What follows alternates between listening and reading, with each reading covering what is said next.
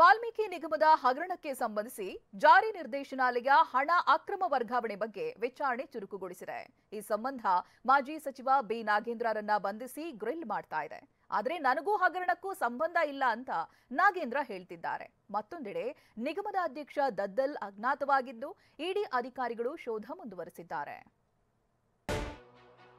ವಾಲ್ಮೀಕಿ ನಿಗಮ ಹಗರಣ, ಇಡಿ ಇಕ್ಕಳದಲ್ಲಿ ಬಿ ನಾಗೇಂದ್ರ ವಿಲವಿಲ್ಲ.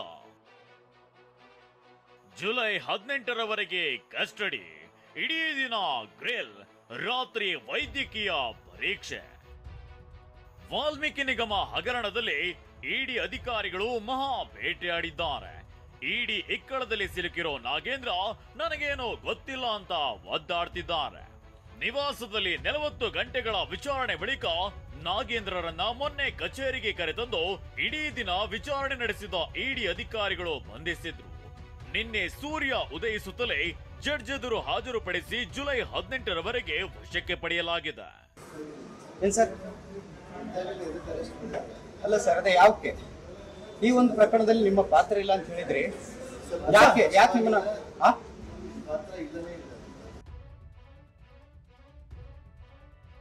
ಬೆಂಗಳೂರಿನ ಶಾಂತಿನಗರದ ಇಡಿ ಕಚೇರಿಯಲ್ಲಿ ಅಧಿಕಾರಿಗಳು ನಾಗೇಂದ್ರರನ್ನ ವಿಚಾರಣೆ ನಡೆಸುತ್ತಿದ್ದಾರೆ. ಹಗರಣದಲ್ಲಿ ಸಿಕ್ಕಿರೋ ಮಹತ್ವದ ದಾಖಲೆ, ಆಪ್ತ ಹರೀಶ್, ಪಿಎ ದೇವೇಂದ್ರಪ್ಪ ನೀಡಿರುವ ಹೇಳಿಕೆಗಳನ್ನೇ ಮುಂದಿಟ್ಕೊಂಡು ಅಧಿಕಾರಿಗಳು ಗ್ರಿಲ್ ಮಾಡ್ತಿದ್ದಾರೆ. ಆದ್ರೆ ಯಾವುದಕ್ಕೂ ಉತ್ತರಿಸದ ನಾಗೇಂದ್ರ ಹಗರಣಕ್ಕೂ ನನಗೂ ಸಂಬಂಧವಿಲ್ಲ ಅಂತ ಹೇಳಿದ್ದಾರೆ. ನಿನ್ನೆಯೂ ಜಡ್ಜ್ ಮಾಧ್ಯಮಗಳ ಎದುರು ಇದೇ ಉತ್ತರ ನೀಡಿದ್ರು. ಇನ್ನು ಜಡ್ಜ್ ಮುಂದೆ ಅನಾರೋಗ್ಯ ಸಮಸ್ಯೆ ಇದ್ದು ಚಿಕಿತ್ಸೆ ಬೇಕು ಅಂತ ಮನವಿ ಮಾಡಿದ್ದಾರೆ. 24 ಗಂಟೆಗೊಮ್ಮೆ ಆರೋಗ್ಯ ತಪಾಸಣೆ ನಡೆಸುವಂತೆ ಕೋರ್ಟ್ ಸೂಚಿಸಿದೆ. ಅದರಂತೆ ಬೌರಿಂಗ್ ಆಸ್ಪತ್ರೆಯ ವೈದ್ಯರನ್ನ ಇಡಿ ಕಚೇರಿಗೆ ಕರೆಸಿ ಬಿ ನಾಗೇಂದ್ರಗೆ ಆರೋಗ್ಯ ತಪಾಸಣೆ ಮಾಡಿಸಲಾಯಿತು. ಗೊತ್ತಿಲ್ಲ ಅಂತಿರೋ ನಾಗೇಂದ್ರರನ್ನ ಇಡಿ ತೀವ್ರ ವಿಚಾರಣೆಗೊಳಪಡಿಸಿದೆ. ಲೆಕ್ಕ ಸಿಗದ 55 ಕೋಟಿ ರೂಪಾಯಿ ದಾಖಲೆ ಹುಡುಕಾಡ್ತಿದೆ. 187 ಕೋಟಿ ರೂಪಾಯಿ ಪೈಕಿ 94 ಕೋಟಿ ಗುಳುಮಾಗಿರೋ ಆರೋಪವಿದೆ. ಬೇರೆ ಬೇರೆ ಕಂಪನಿಗಳ ಅಕೌಂಟ್ಗೆ 94 ಕೋಟಿ ರೂಪಾಯಿ ಪೈಕಿ 89 ಕೋಟಿಯನ್ನ ವರ್ಗಾವಣೆ ಮಾಡಲಾಗಿದೆ. ಕೆಲ ಅಕೌಂಟ್ಗಳು ಈಗ ಬಂದ್ ಕೂಡ ಆಗಿವೆ ಎನ್ನಲಾಗ್ತಿದೆ. ಸದ್ಯ ಇಡಿಗೆ 34 ಕೋಟಿ ರೂಪಾಯಿ ಲೆಕ್ಕ ಸಿಕ್ಕಿದ್ದು, ಉಳಿದ 55 ಕೋಟಿ ರೂಪಾಯಿಗಾಗಿ ಶೋಧ ನಡೆಸಲಾಗ್ತಿದೆ. ನಾಗೇಂದ್ರ ಬಂಧನ ಸಮರ್ಥಿಸಿಕೊಳ್ಳುತ್ತಾ ಸರ್ಕಾರದ ವಿರುದ್ಧ ಮೈತ್ರಿ ನಾಯಕರು ವಾಗ್ದಾಳಿ ನಡೆಸಿದ್ದಾರೆ. ಎಲ್ಲಾ ಹೈದರಾಬಾದ್ ಕಂಪನಿಗಳಿವೆ ಮತ್ತು ಇದು ಸಂಪೂರ್ಣವಾಗಿ ಸಿದ್ದರಾಮಯ್ಯನವರಿಗೆ ಗೊತ್ತಿದ್ದೇ ಮಾಡಿರುವಂತಹದ್ದು. ಸಿದ್ದರಾಮಯ್ಯ ಮತ್ತು ಡಿ ಕೆ ಶಿವಕುಮಾರ್ ಅವರಿಗೆ ಗೊತ್ತಿದ್ದೇ ಮಾಡಿದ್ರು. ಅವ್ರ ಆತ್ಮಹತ್ಯೆಗೆ ಶರಣಾಗದೆ ಹೋಗಿದ್ರೆ, ಬಹುಶಃ ಡೆತ್ ನೋಟು ಇರದೆ ಹೋಗಿದ್ರೆ, ಮುಖ್ಯಮಂತ್ರಿಗಳೇ ಈ ಪ್ರಕರಣ ಏನ್ ಮಾಡ್ತಾ ಇದ್ರಿ? ಸಿಎಂ ಗಮನಕ್ಕೆ ಬಂದೆ ಕ್ರಮ ನಡೆದಿದೆಯಂತ ಬಿಜೆಪಿ ಹೇಳ್ತಿದೆ. ಆದ್ರೆ ಟಿವಿ9 ಎಕ್ಸ್ಕ್ಲೂಸಿವ್ ಸಂದರ್ಶನದಲ್ಲಿ ಮಾತನಾಡಿದ ಸಿಎಂ ಸಿದ್ದರಾಮಯ್ಯ, ವಾಲ್ಮೀಕಿ ನಿಗಮ ಹಗರಣ ನನ್ನ ಗಮನಕ್ಕೆ ಬಂದೇ ಇಲ್ಲ ಅಂತ ಹೇಳಿದ್ದಾರೆ. ಒಬ್ಬ ಮುಖ್ಯಮಂತ್ರಿಯಾಗಿ, ಒಬ್ಬ ಹಣಕಾಸು ಸಚಿವರಾಗಿ ಏನೇನು ನಡೀತಾ ಇದೆ ಅನ್ನುವಂಥ ಸಂಗತಿ ತಮ್ಮ ಗಮನಕ್ಕೆ ಬರಲಿಲ್ವಾ ಅಂತ? ಇದು ನನ್ನ ಗಮನಕ್ಕೆ ಬಂದೂ ಇಲ್ಲ. ಯಾಕಂದರೆ ಇದು ಬರ್ತಕ್ಕಂಥ ವಿಷಯನೂ ಅಲ್ಲ. ನಾವು ಡಿಪಾರ್ಟ್ಮೆಂಟಿಗೆ ದುಡ್ಡು ಬಿಡುಗಡೆ ಮಾಡಿಬಿಡ್ತೀವಿ, ಅವರು ಪಿ ಡಿ ಅಕೌಂಟ್ನಲ್ಲಿ ಇಟ್ಕೊಂಡಿರ್ತಾರೆ. ಸೊ ಅದರಿಂದ ಪಿ ಡಿ ಅಕೌಂಟ್ನಲ್ಲಿ ಅವರೇ ಖರ್ಚು ಮಾಡಲಿಕ್ಕೆ ಸ್ವತಂತ್ರರಾಗಿರ್ತಾರೆ. ಇದು ಫೈನಾನ್ಸ್ ಡಿಪಾರ್ಟ್ಮೆಂಟ್ಗೇನು ಬರಲ್ಲ.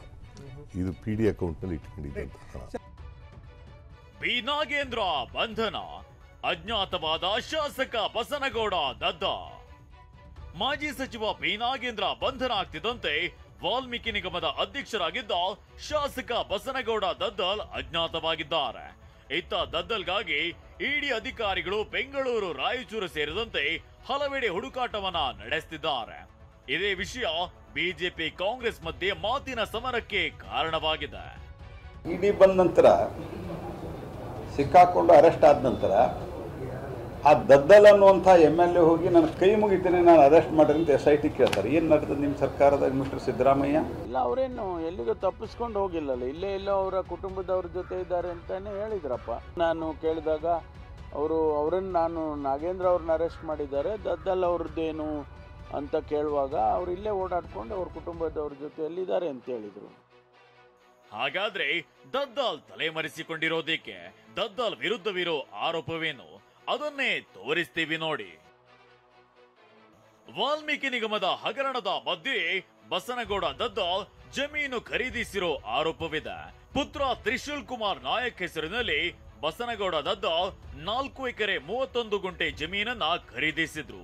ಈ ಜಮೀನು ಜೂನ್ 27ರಂದು ಮ್ಯೂಟೇಷನ್ ಆಗಿದೆ. ಇದಕ್ಕೆ ಒಟ್ಟು 23,88,000 ರೂಪಾಯಿ ನೀಡಲಾಗಿದ್ದು, ಖಾಸಗಿ ಬ್ಯಾಂಕ್ನ ಚೆಕ್ನ ಮೂಲಕ ಹಣ ಸಂದಾಯ ಮಾಡಲಾಗಿದೆ. ವಾಲ್ಮೀಕಿ ನಿಗಮದ ಅಕ್ರಮದ ಕತೆ ದಿನದಿನಕ್ಕೂ ಸ್ಫೋಟಕವಾಗುವ ಲಕ್ಷಣಗಳು ಕಾಣ್ತಿವೆ. ನಾಗೇಂದ್ರ ಅರೆಸ್ಟ್ ಆಗಿದ್ದು ತನಿಖೆ ಇನ್ನಷ್ಟು ವೇಗವಾಗಿದೆ. ಇತ್ತ ದದ್ದಾಲ್ ಅಜ್ಞಾತವಾಸವಾಗಿದ್ದು ಮತ್ಯಾರಿಗೆ ಸಂಕಷ್ಟ ತಂದಿಡುತ್ತೋ ಅನ್ನೋದನ್ನ ಕಾದು ನೋಡಬೇಕಿದೆ. Bureau report, TV9.